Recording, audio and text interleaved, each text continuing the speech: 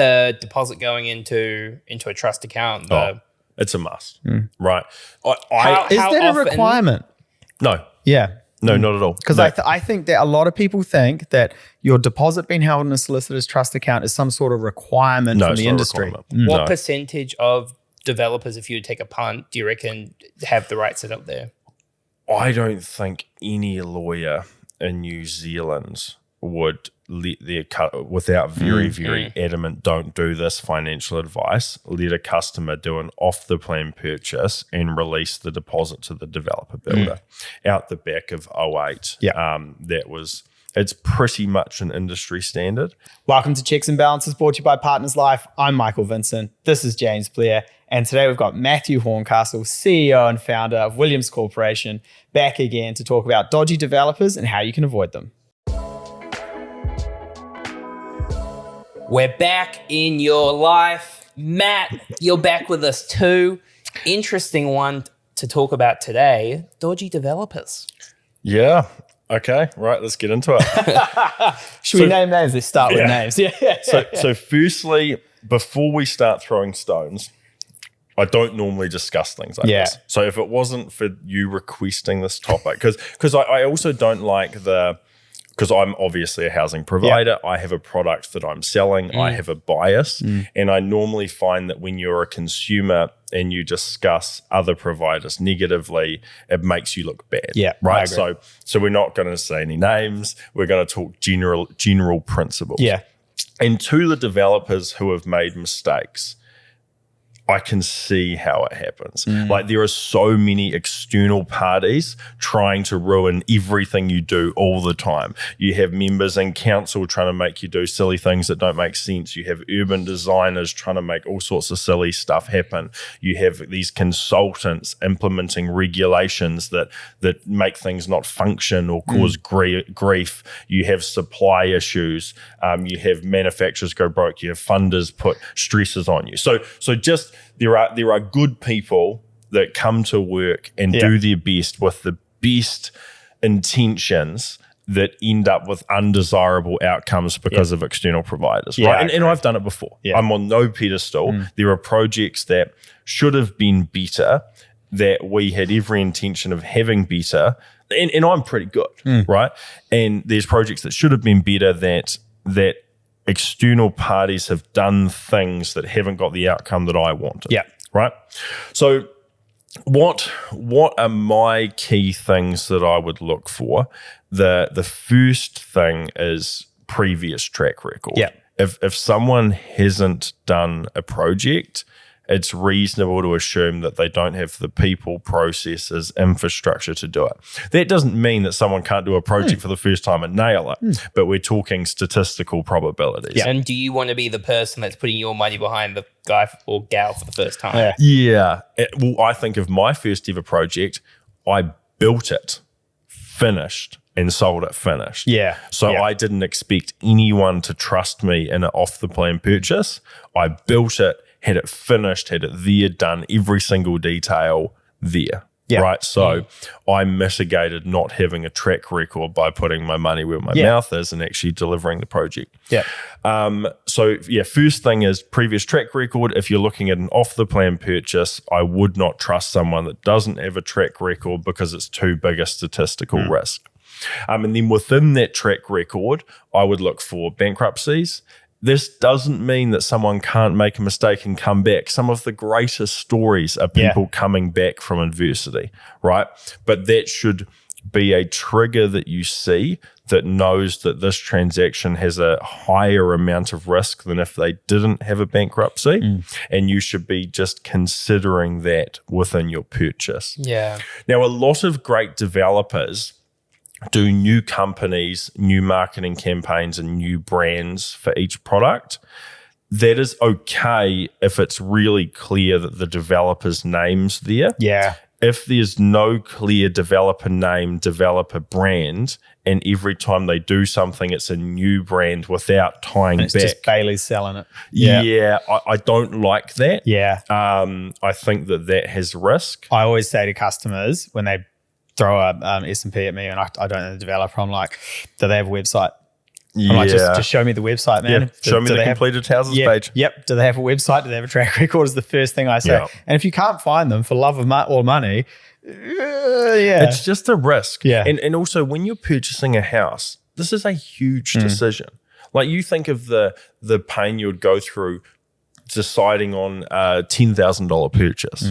You're about to do on average purchase a $800,000-$900,000 purchase, and you're doing it with someone that this is their first project, or they don't have a website, where you can't call like the person that's responsible for this transaction. Yeah. So that would be an alarm bell. Then what I would be doing is I would be checking specification. If they're not naming products, I don't like that. I think it should be very, very clear what products they're doing, and they should also have a very clear way of how they're building it. And this is particularly a Williams Corp thing, so I have a bias. But I have a real hatred for people that use the cheapest structural method but then buy nice Italian taps and nice Italian tiles. Yeah. So you want to look for a consistency of product quality. Yeah. Matt, if I can just ask you, like the average, say you're buying your first investment property, right? Saying you're a teacher, police officer, financial advisor, you know nothing about the specifications or the materials of building. How the hell would the average person know what to look for? Well, people actually, the buyer is significantly more educated than everyone realizes. Like most buyers I deal with actually do know. But then how do you find this information, right? There are some, and I hate the ask the buddy thing. The ask the buddy thing does drive me a little bit mad. Yeah. There are some real awesome buddies that know some great stuff, and there are some buddies that give some really questionable advice. Yeah. So there are some really great industry forums. There's really great quality people, and you can actually just do it via Google search. And it's quite clear if you're looking at a base building method what is and isn't. Like if you're using a standard 3604 building method, it is perfectly fine. New Zealand regulation is actually higher than it should be. So I'm not saying don't buy the bare bones cheap property, because that has merit and the New Zealand building code is high. I just have a grievance where people use the minimum building method and then put Italian taps on and talk about how great it is. They're investing in the wrong part of the house. You're investing in the wrong part of the house. And so like for me, like a good one is permanent materials. Right? Look for permanent materials. Look for, especially in an investment property, look for your brick. Look for your color steel. Look for products where you're like, that's going to look at the wall behind you. That's going to look like that for 120 more years. And it's probably been there for 120 years. Yeah. Like, seek that. And people know, like if you look at a product, people know, like people can look at, say, traditional timber framing and engineered timber, LVL. People can look at those two side by side and go, oh, the engineered timbers looks way better. Like that's not going to move. That's going to be dead straight. People can look at, say, structural steel and say, yeah, that's pretty serious. That's a serious way to build something. People can look at concrete and say, the Romans built roads and seawalls 2,000 years ago that still exist. Like that concrete, that's a solid product. And as long as they have the correct way to manage an earthquake movement, lovely product. Yeah. Right. People can look at structural block and say, that's bulletproof. That's a serious thing.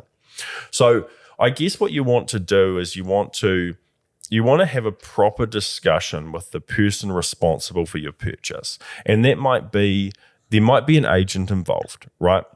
And that's fine. You have a meaningful relationship with the agent. But then you want to have a meeting with the person who's responsible for your property and just say, talk me through.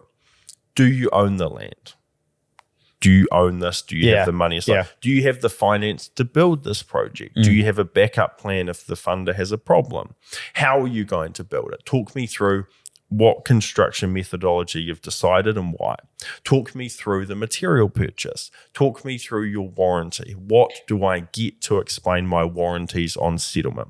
Talk me through what material providers you've chosen and why? I should actually make a list of questions to ask it Honestly, about. you can just play this episode to the developer who's buying the house if they did buy a house from somebody that's not Williams Corporation. Well, because like, for example, for me as the builder, I have a 1-year defects period and a 10-year structural period. And I'm old enough now to have lived out my entire structural period and my defects period on homes I built. So I understand the liability of building a house. Very few people understand the liability of building a house. And then I have an honor and a reputation where if there's something outside of that warranty, but I know I need to fix it, I just fix it for my honor and my reputation. I consider that to be marketing. Yeah. Like, look at something like a house, look at the roof, right? If the roof fails, think of the cost. Think of the cost of roof failing on one house. Think of it on 100 houses. Think of it of 1,000 houses. Think of it on 2,300 houses, which is what I've currently built. Who is going to carry that risk? Yeah. I've got a bit of dough. I don't have enough dough to replace those roofs. Do that. Right? Yeah. I buy all of my roofs from Fletcher's. Fletcher's have their demons, right? I'm not saying they have their problems. But if there was to be one company in New Zealand that had the balance sheet to do that work, it is Fletcher's. Yeah. Right? Same with my cladding. I buy my cladding from CSR. They're about 6 times bigger than Fletcher's. So I'm very, very specific with where the risk is. And so I buy my showers, right, from big corporates, right? Because I'm picking these areas of risk. And then we have a warranty and information pack that we give to our customers, and it lists all the products that we used to build their home, all of the suppliers that installed them, and all of the manufacturers with the manufacturer warranty. Appliances, I buy everything from Fisher & Paykel. Again, huge balance sheet. So if that appliance fails and it floods the house, if 100 appliances fail and flood houses, who has the balance sheet to fix that? That's really interesting. So you're using them essentially as like an insurance policy because of their size. I'm guessing all of those companies you've listed off aren't the cheapest to deal with. And that is the risk. I'm coming back to the dodgy developer point, that those that are really focusing on their margin, maybe struggling as the project goes on, they're probably going to cut some corners with these things or go, I intended to go with the Fisher & Paykel, or I know it said that in the spec sheet up front. But I'm getting a little bit stuck. I don't want to charge you more money, so I'm going to go with somebody that doesn't have maybe that Paykel history. and Fisher. Yeah. But have they actually thought it through? Have they actually thought through? What does this mean? And what happens if it goes wrong? What happens on a bad day? Who writes the check? And there will be developers that could buy anything they want. You think of Meriton in Australia. Mr. Triggerboff can just do anything he wants. He's got $9 billion balance sheet, right? So, but I would say almost all builders in New Zealand, except for 3, which I'm not going to name, that have a proper balance sheet, right? They need to be thinking about this liability. And so then if you're seeing someone purchasing their products from a no-name parallel importer, especially a risk product, like you could pick a product that has no consequence if it fails, a wardrobe, and buy it from a cheap parallel importer because it's a low-risk component. But you're talking roof, cladding, shower, toilet, something that carries water in the hot water cylinder. I put my hot water cylinders outside because in Christchurch, they chlorinated the water, changed the pH in hundreds of thousands of hot water cylinders, and tens of thousands of them failed. And where's it common for a hot water cylinder to be? In the roof. Right? So we had, now the technology's got a bit better since then. They used to have the element within the hot water cylinder. Now there's a sleeve over it, so the element doesn't actually touch the water. But even then, it highlighted to me that you have 180 litres in the average house of boiling water. Do I want that risk? No, I put it outside. So I buy a more expensive hot water cylinder. So I buy an external grade hot water cylinder, put it outside the house in a nice covered timber thing, right? That is more expensive. I have to buy a timber thing. I have to pay for. I have to install it. I have to build around it. I have to run more pipes, etc. Yeah. But now I don't have the liability of 2,300 houses with 180 litres of boiling water that could fail for some reason that I don't currently understand. Yeah. Right? So every single component of a Williams Corporation house is me understanding my honor and my integrity, that I have to sort it if something goes wrong. And then how do I manage each component of the warranty? And so it comes down to design.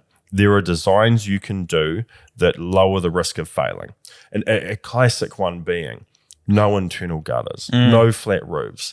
The statistical chance of a proper roof, a pitched roof, a colour steel roof failing versus a Budinol roof failing is absurdly out of balance. Now, there'll be some Budinol supplier that will argue with me in the comments and explain that I'm wrong, but he's wrong, right?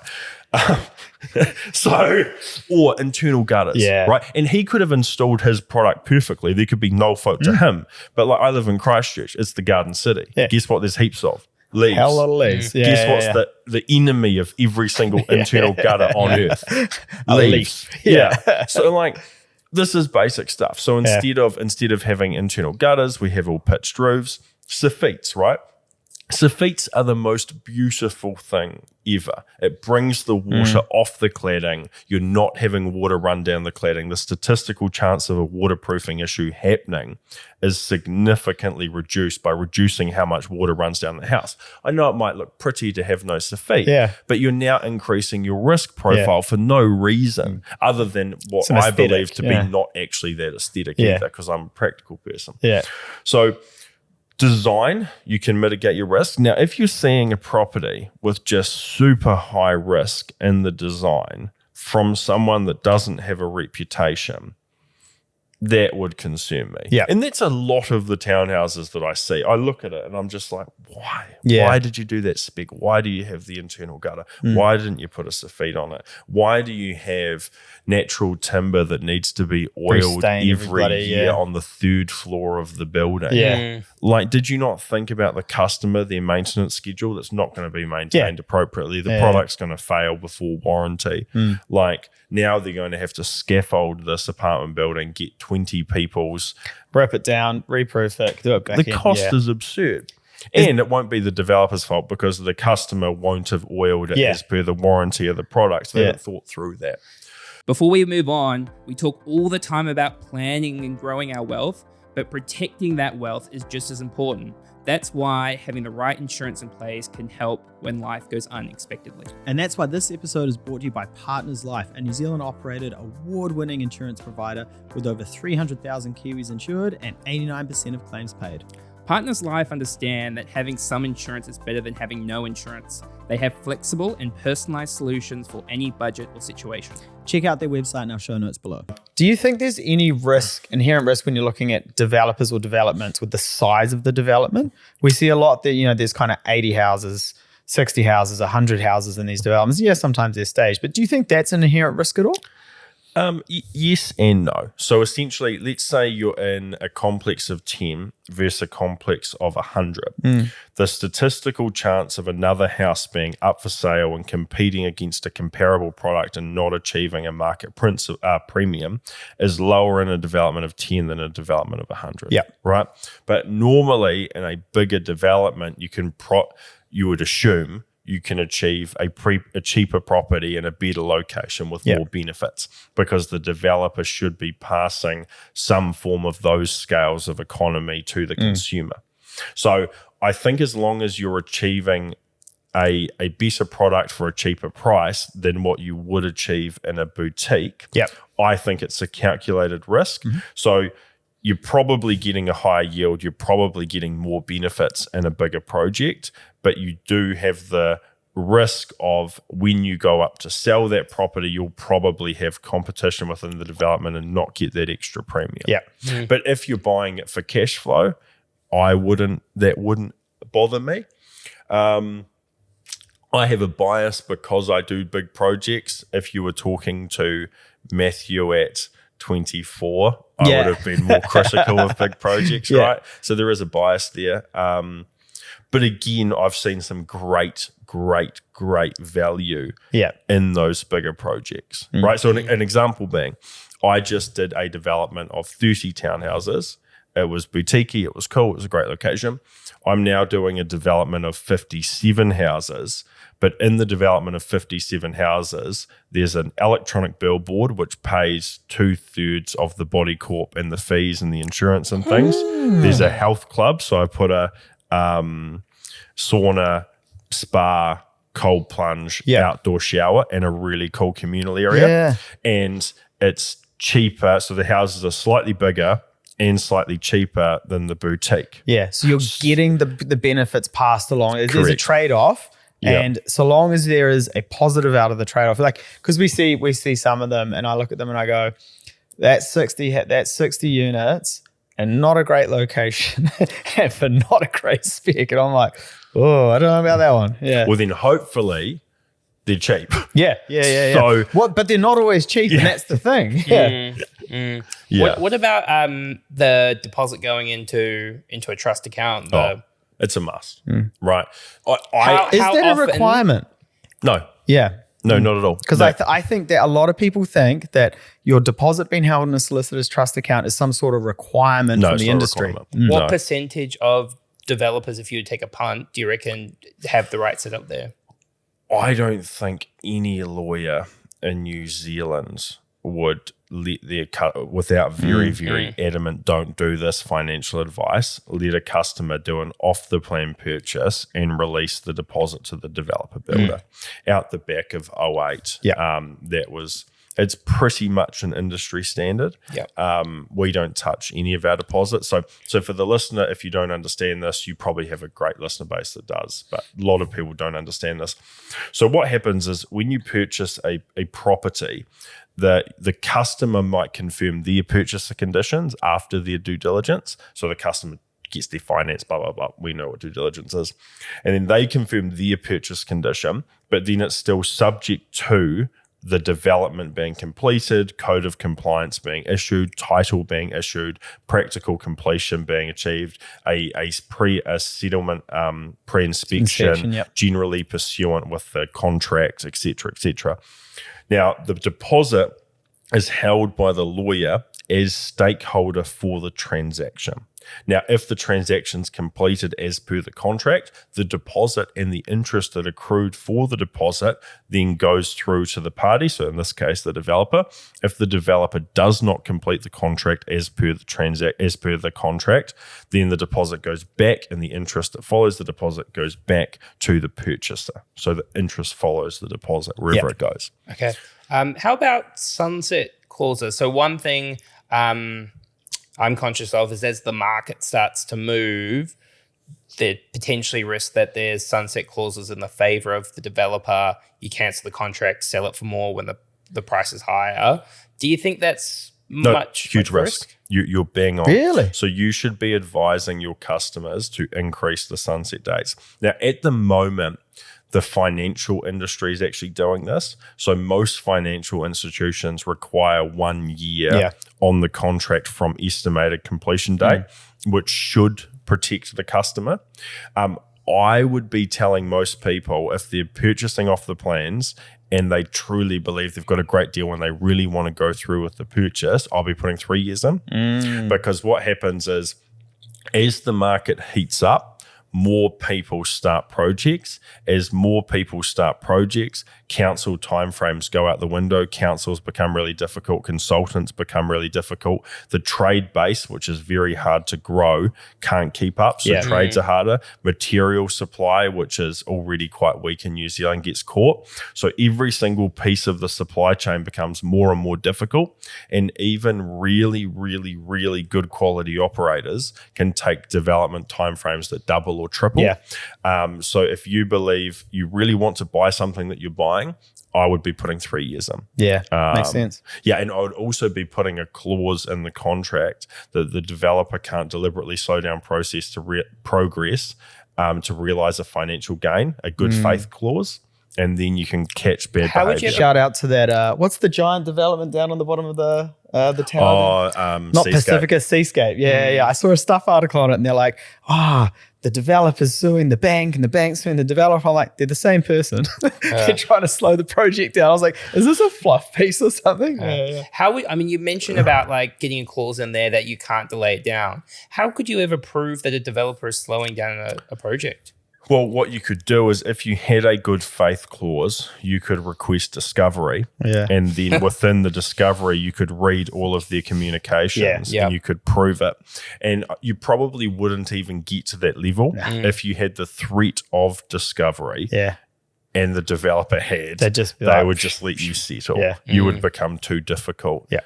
for them to fight with, and they'd roll the other purchases out and let you. Yeah. I think all of this as well points to a really fundamental principle that we stick by when people are purchasing new builds or off plans or from a developer is get a property solicitor. Yeah. Don't get your mum and dad's solicitor that did their wedding license or something called, did this transaction for him and his company 20 years ago. Like, just get a property solicitor. They will be quicker. I know they might charge a bit more upfront. They'll be cheaper in the long run. They know what they're looking at. They know how to have these discussions. I think that's a really key point. What's so funny is we have a lawyer that we recommend that we've negotiated a bulk discount for our customers. And people think we recommend him because he's like easy or he's in or our dodgy favor. or so. It's This a pain in the ass. guy is such a pain because he's seen everything. Yeah, We've yeah. done so many transactions together. He can see every single nuance of what could possibly go wrong. And you have customers trying to confirm and he won't let them. Yeah. It would just be like, no, you don't have your KiwiSaver release. You don't have this. You don't have that. Yeah. You haven't got the valuation. You're happy. I will let you confirm subject to release of KiwiSaver, subject to valuation.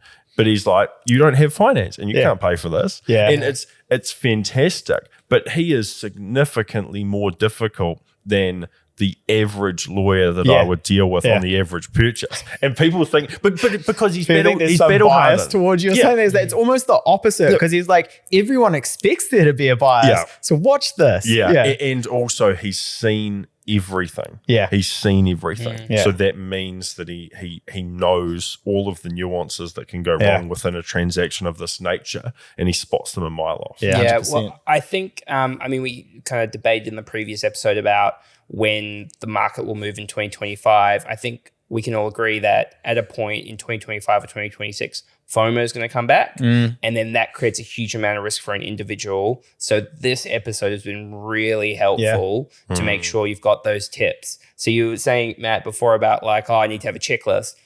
This episode is your checklist. Yeah. So, absolutely. So thank you very much for your time today.